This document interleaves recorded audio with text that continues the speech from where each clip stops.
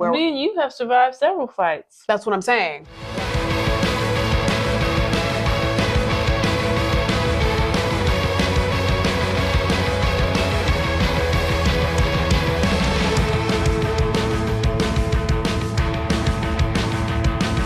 Hey, I'm Alex. And I'm Faiven. And welcome to Let's Talk About It. If you haven't already, please subscribe to our channel and like this video. Also, we want to hear from you, so comment below during the video. Today we are talking about breaking up, but with your friends. Yes, there's so much more to relationships than just romantic. There's a lot of things going on, so let's talk about it. But first, rapid fire. Was your last heartbreak from a friend or someone you were dating? From a friend. Do you mute or fully unfollow people when you move on? I'm guilty of both. How did you meet the last friend you made? In the gym. Other Faiven? I think so, Okay. yeah. What gives you an instant ick when you meet someone new? I'm almost always turned off by somebody being a little too comfortable too soon. Which one would you get over faster? The end of a romantic relationship or the end of a friendship? The friendships are harder to end, but easier to get over. I don't have anything in common with blank anymore. A few of my exes anymore? I'm such a different person now. I don't think that we would ever be compatible in this life. What would the ultimate girls trip look like for you? I hate girls trips. It doesn't have to be like a big group. It could be like me and Sarah. Good food, great views, warm weather, great conversation, cozy, no makeup on, bonfire, sauna. What does closure look like to you? Closure looks like something that you usually have to give yourself. Like forgiveness. Yeah, or acceptance. Do you and your exes share any friends currently? No. There's acquaintances, but like actual friends, no. Okay, pretty clean breaks. Oh yeah. Yeah. You gotta win custody of your people that you introduce. It's a whole thing. It's like, okay, you want that one? Okay, I'll take that couple. Bet I'll take her because she go to my gym. You gotta work it out. Custody is hilarious. What's the most incorrect assumption someone has made about you? People always assume that I'm an extrovert. Couldn't be further from the truth. So I know you said that the last friend you made was at the gym, but how did that friendship actually form? Because I know with me, if I meet somebody and it's like, oh my gosh, you speak German, very cool. Well, have a nice day. And like the conversation started and ended in the locker room. But how did you guys actually manage to get a friendship out of that? Yeah, it was really organic, which actually feels like the ideal dating situation too. Like the only difference is like romantic versus platonic. Mm-hmm. But like we met in a neighborhood gym. So obviously if we were both at that gym, we lived within a mile of it or something. Mm-hmm. So just so many things overlap. We obviously both are into fitness because we met at a gym. We were in the same neighborhood in Brooklyn. I overheard her speaking Tigrinya. So I'm like, wait, is she from Eritrea? So we spoke about that. So we're both from Eritrea. We both have the same name. And just like, it's like a sigh of relief when someone understands your background. And I think that's why a lot of people like date within the same race because you're like, I don't have to explain anything to you. So we could start on a different footing. Mm-hmm. So she already knew, oh, my African dad, because she had African dad too. So she met me with the same energy. Like I overheard her speaking the language and then I approached her like, hi, excuse me, introduced myself. And then like just the kismet same name is kind of Right. weird. So we were both like, what? We have to be friends. It's written in the stars. And so she's like, what's your number? Let's hang out. And so we did. And we found out we actually lived across the street from each other on the same street, like catty Mm-hmm. corner, crazy. And then so our first link up was downtown Brooklyn. We grabbed coffee at a Hungry Ghost location and just chatted. Like, how'd you end up in New York? Mm-hmm. Like, what are you doing? Da, da, da. And like, so just like literally get to know each other, chat. And then we had the same chapstick. So we kept laughing about how many things we had exactly the same. We're like, oh my God, the cherry Carmex? Mm-hmm. And so, yeah, I think we were just kind of like giddy and girly that like, there were just so many coincidences and our energies were so similar Mm-hmm. that it didn't feel forced. It didn't feel weird. Nobody was needy. No one was doing too much. Like, it was just like, you're so cool. Like, So this is pure and wholesome. pure, wholesome, don't want anything from each other, Yeah. different industries, different lives, different everything. But we just have that through line of commonality that like made us interested in getting to know each other more. Mm-hmm. And I think when we found out how much fitness was a part of our life, we were able to frolic more on foot. We're like, Mhm. oh, like we like being active. So like the next hang, yeah, we can obviously still grab like a coffee or something, but like, let's go walk. So we'll walk miles around New York and just like talk and like get to know each other. And then after a while, you come to my apartment, I'll cook. No, you'll cook. Oh, you want to meet my friends? Or like, oh, my cousin just moved to town, or, you know, and then you just like build from there. And like, now it's what, 4 years, 5 years? I haven't made a lot of adult friends, and therefore there also haven't been a lot of friend breakups, but there have been attempts. My husband met a guy on a dad walk, and he stepped outside of his comfort zone and was like, all right, I'm gonna hang out with this dad. We got our kids. And they did that a few times, which then led to the wives being invited. And so we met and tried to do, you know, the new couple meeting this other new couple. You got young kids, I got young kids. And there's always that beginning part where it's like, is it just a little weird because we're getting to know each other, or are we maybe just like not compatible? And we tried to stick it out a little bit, and then we went on it was a rooftop kind of barbecue situation that we were at first, and then they invited us out, and it was just like couple and couple. And nothing bad to say, they weren't bad people, they were kind, but it just took a lot of energy. And maybe that's all friendships. Maybe we just weren't in a space to like really start a new friendship at the time. You're just not compatible. Or that. The energies have to naturally align. Okay. That's why you can't be friends with everyone. It's the same thing as like a first date. You're sitting across from each other. On paper, everything seems compatible, but the invisible energy between people is really what makes the difference. So if you don't feel it, you don't feel it. And people, I think, force it. One, there's a loneliness epidemic. People do want friends, especially like, oh, our kids are the same age and we're live on the same block or whatever. But like, if you don't feel anything, and you much rather be by yourself or stick to your own family, like that's a huge sign. You'll know when somebody vibes with you energetically. I think having 3 kids now, I think that anybody new that comes into my life, I need you to also have kids so that maybe this can be a twofer, or I need you to be so understanding and accommodating to stuff coming up last minute, or maybe the most I can do is invite you over, but still be okay with 50 little kids running around. That's just where I'm at. I can't really go out anywhere right now unless it's a kid-friendly place. We're still figuring out our day-to-day. And I think I'm very interested and open to like play dates and mom hangs, because, you know, we can kind of like share what we're going through and maybe like support each other through that. Anybody that doesn't have kids is grandfathered in because you've been around long enough. So I appreciate you. I'm universal auntie. Burping the baby. Yes, you do. Fixing plates. So gym friend, you guys are still friends though? That hasn't fizzled? Yes.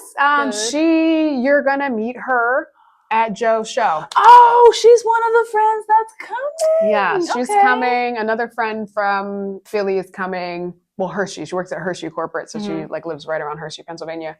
But that friend I met at that corporate job I had right out of college, so early 20s. So it's like that weekend of Joe's performance will be friends that represent each chapter of my life.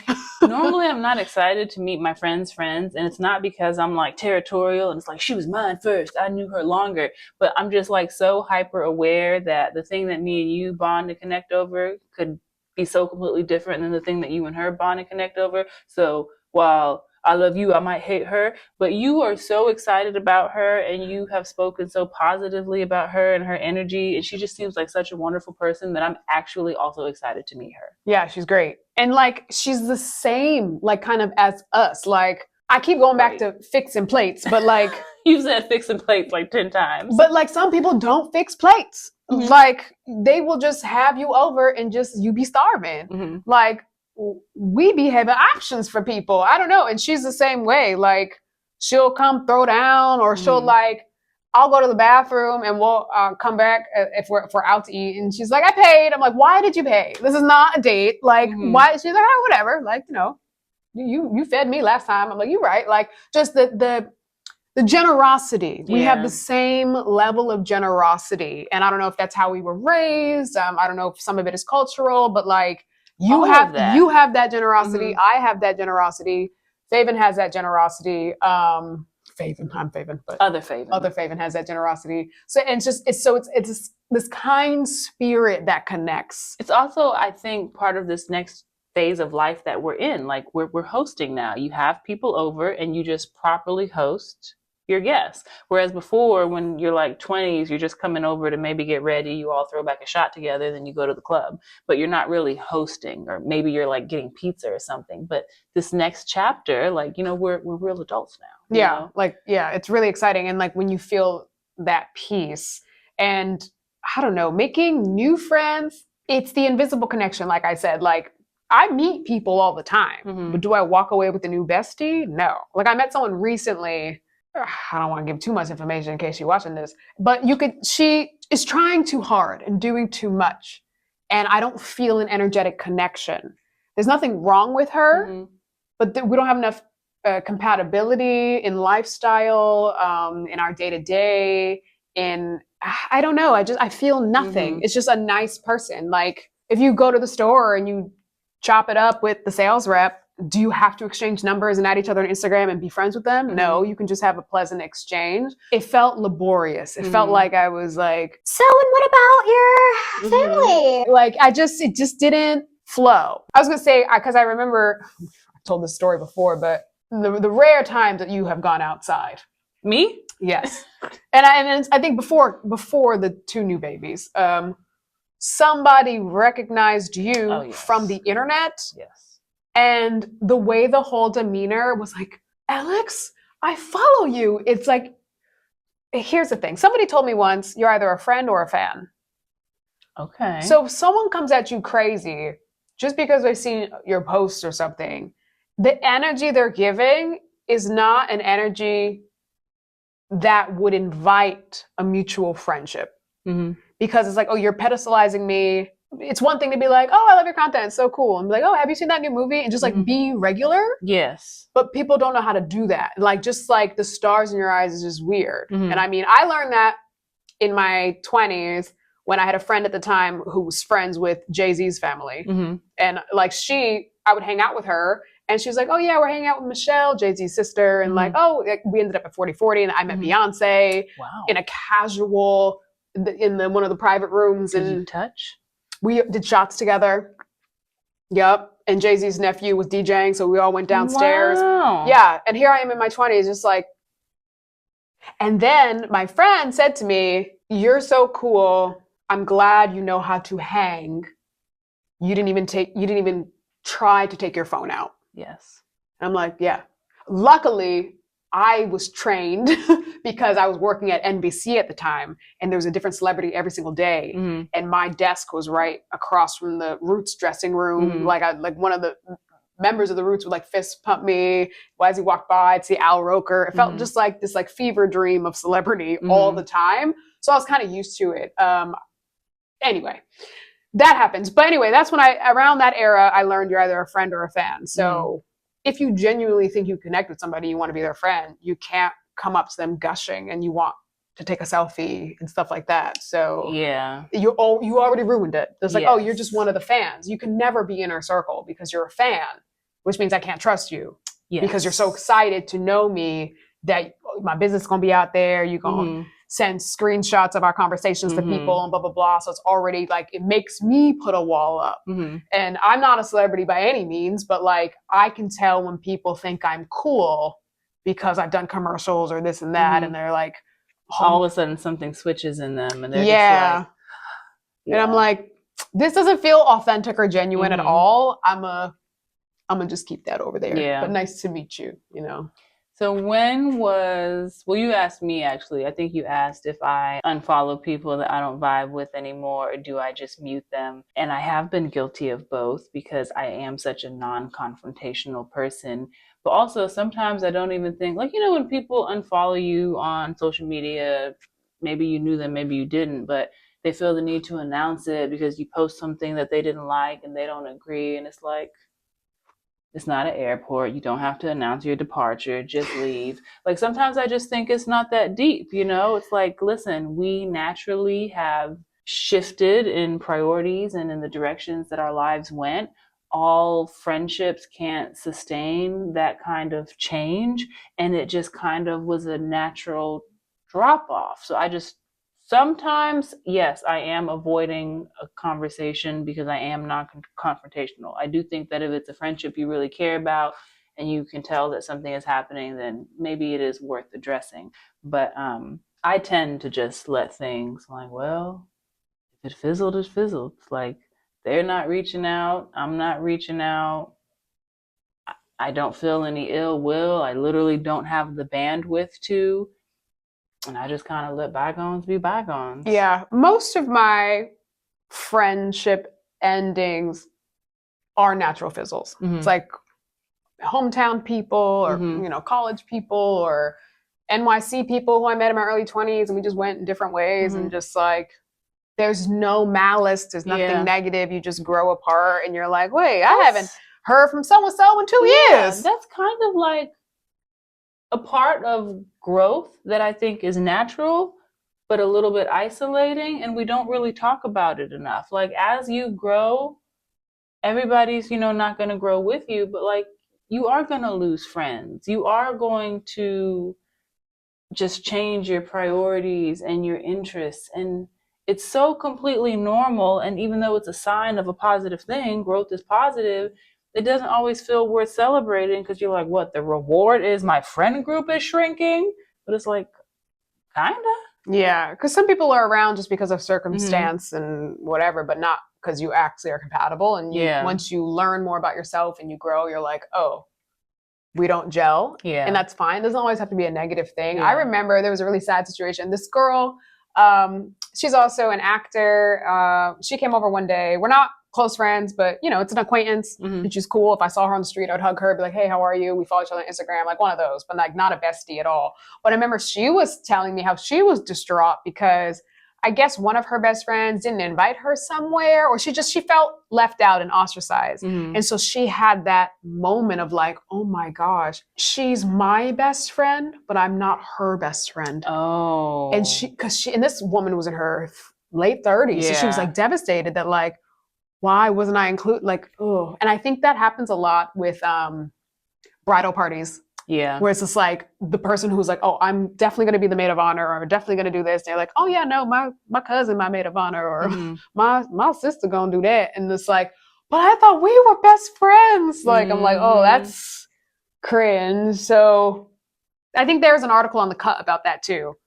I think so, because it is sounding vaguely familiar. I was like, I couldn't remember if you told me the story before, but yes. Yeah, like I'm not my best friend's best friend, something like that. And I'm like, oh, that's kind of cringe. I think all my friends, when my circle is so small, everyone is a best friend. Okay. Yeah. Because it's not like, I don't know, I don't have hierarchies of friends, but I'm like, if I'm friends with you for multiple years, you know everything about my life, I know everything about your life, I hold you in high regard, I don't know. I don't know how you categorize people. Because even like my sister's technically one of my best friends. Yeah. We're the same age group. I've come to realize that as an adult too. I'm like, my sisters are definitely my best friends. Right. And it's like, oh, no, it can't be because that's my sister. Like, no, just because we're blood related, that's actually the best friend to have because you understand my childhood. Yes. So you're literally a bestie. Yes. My brother's not a best friend because he's not in the close circle. Okay. My sister and I talk almost every day. Would he be hurt by that? No, I don't even. He's literally getting married in a week, and I don't know any of his groomsmen. Okay. Like, we're not close like that. And then you're not close enough with your future sister-in-law. Like, you guys aren't part of the bridal party? No, not at all. Okay. Yeah, but there's nothing negative. Yeah. But it would be such a lie to be like, my brother's my best friend and his wife is my best friend. No, my sister is one of my best friends. So let me ask you, is there a friendship that ended recently that was worth addressing, that didn't just fizzle naturally? Good and well to answer to that. It's the girl who introduced us to each other, and I asserted a boundary, and she was offended by it, and we never spoke again. And after about 6 months of her not saying anything to me, I unfollowed her, and I removed her from our show account on TikTok, which you don't know about, but I didn't want to see her face or her videos no more. Where do we go from here, Faiven? You can say whatever you want. I have no response to that. I can't even look into the camera. I read somewhere once that a good relationship can be tested by rupture and repair. Have we spoken about this? I don't think so, but keep going. Is it from a book? I don't remember. I get my sources from like podcasts, books, all these things. So Rupture and repair is the theory where when there's an issue, even think about like fighting with your husband, and it's like when you find a resolution, you grow closer because you understand each other better and you know where. Me and you have survived several fights. That's what I'm saying. Like there was a rupture, but much like you were telling a story before of how like when you and Joe got in a fight in your early days of dating, you're like, well, we're broken up. That's it. Pack up and leave. It's like, no. We can talk about the conflict and then move on from it. So that's rupture and repair. And kind of like muscles, when you lift, you tear your muscle fibers, you eat a bunch of protein and it builds back stronger and better. So it's the same thing, rupture and repair. See, we survived my midnight arrivals, the homemade garlic sauce, me in my feelings about my daddy and you joking too soon. Those are 3 ruptures and repairs. You made a joke about my dating life when I was sensitive. And then... Was that when I said that you and the guy looked alike? No, I think it was the fedora. Oh, we'll add that one. So that's 5. Yeah. And then we repaired though. That's 5 repairs. Hi, Alex. I apologize for saying what I had said. This is what had happened. You're like, So I'm very impressed. I don't think I have that rupture and repair history with anybody else because I'm just like, all right, well. So that's, I think that our mutual friend who the friendship ended with me and her, I think that was the second rupture. Remember?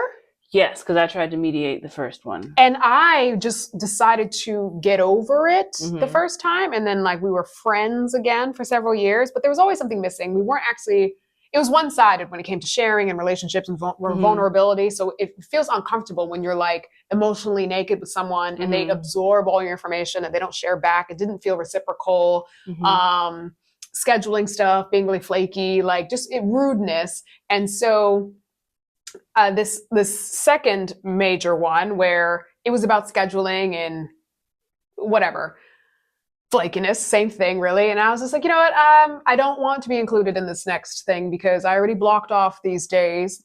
Like I was supposed to be working, like so money's coming out of my pocket because I'm trying to support you as a friend and you just dismiss it. And you're like, actually, I'm going to change the date. How about this? And I'm like, respectfully, I don't want to be included in this next event because I already took these 2 days off, told all my agents, told all my events, hey, I'm not available these days. And you just blew it off.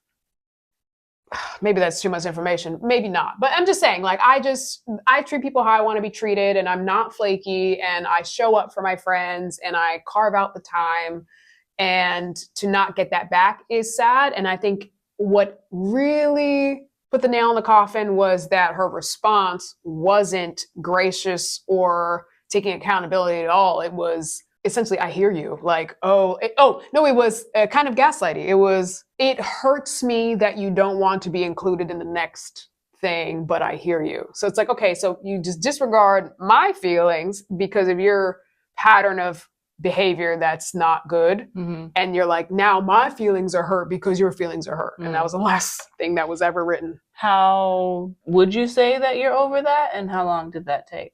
I think I'm over it now. Yeah, that happened last year. It took a couple months because it was sad. I'm like, I've known you for so many years. But like, if you actually do an audit of some friendships, you're like, I don't know. I don't think we're like actually friends. I think we're just people who know each other. And that's like the saddest part too. So I think I had to come to that realization. I'm like, oh, you're just someone that I know. And you know me. And I'm volunteering information that you're not even asking about or investigating. And I don't know. So I had to break out of my delusion that we were better friends than we actually were as well. I know that's one of my regrets about college. I feel like if I would have went to college, like, dang, everybody makes really good friends here. Like, this is where they get like their core friend group. And sometimes this is even where they're finding their, life partner. I'm grateful that I found my life partner without that experience, but that aspect of like college and getting to know people and grow through those years does seem just really cool. Yeah. I mean, I went to college and I only have one friend from college. Okay, so maybe not. who I But talked you know what? Quality over quantity. Yeah, but I learned a lot about myself and about Mhm. basic adulting, and Mhm. I met different types of people, Yeah. specifically different types of Black people. Okay. And that was great Yeah, because yeah. they came from different cities, different Mhm. backgrounds, some bougie, some hood, like Mhm. the athletes, the nerds. Like it was so nice to see that diversity of thought and Mhm. diversity of people.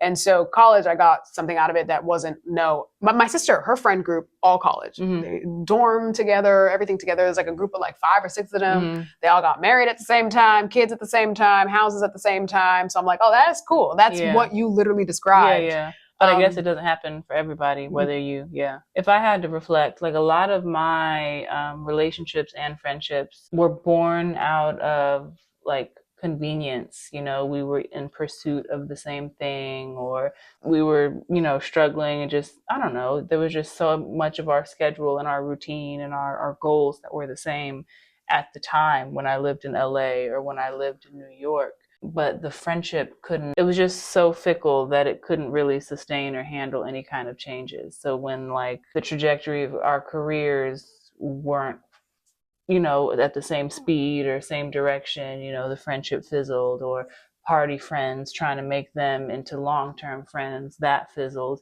That was probably one of the last relationships where I actually verbally said, hey, this isn't for me anymore, because I was getting money stole out of my pocket while I was sleeping, and if we're friends and you're like, hey, listen, I'm hungry, I forgot my wallet, I got you. But give me the choice. Don't put me in a position where I'm forced to pay for you, and don't take it from me while I'm sleeping out of my pocket, and then lie about it when you're called out. Like I literally woke up the next day and I see the food that you ate in your drunken stupor, didn't even order me none with my own money, and, didn't take any accountability. So I was like, all right, maybe I was delusional. Maybe we were never as close as I thought we were. But yeah, that was the last time that I remember like verbally saying, yeah, I'm good. Mm. So got over it quick though, but. Yeah, I have a friend now who also had this illuminating moment where he was like, yeah, there's a lot of people in my life who just like ask me for stuff and use me, or it's one-sided. And so now his new mantra is no stray cats. Oh, no new friends. Yeah. Essentially. Mhm. But like just like the people that just like text when they want something, or when you're convenient, or they just it's just a seediness to it. Like if Mhm. it's not genuine or authentic, Yeah. you can keep that. Yeah. We want to hear from you. When was the last time that you had to end an adult friendship? Yes, let us know in the comments below, and be sure to like and subscribe and follow us on Instagram and on TikTok. Don't be scared to spill the tea below. I want to hear your stories because you heard mine.